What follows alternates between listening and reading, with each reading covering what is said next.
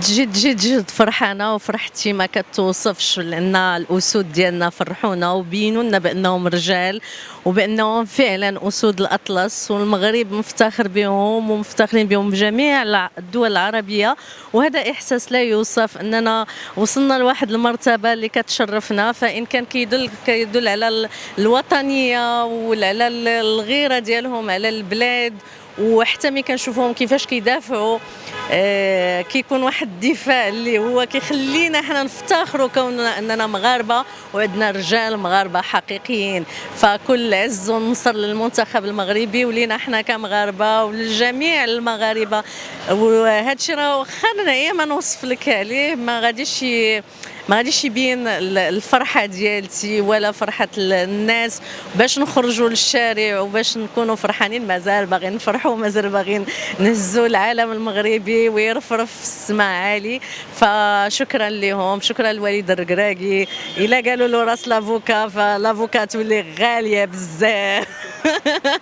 احنا اليوم فرحانين بزاف بالفوز ديال المنتخب المغربي صراحه. كنشوف الاجواء كيف دايره في مدينه القنيطره. انا كنتواجد في قنيطره، يعني مجرد التواجد ديالي هنا على اساس التصوير ديال السلسله التلفزيونيه الرمضانيه للقناه الاولى اللي كنصوروا فيها هنا في مدينه القنيطره.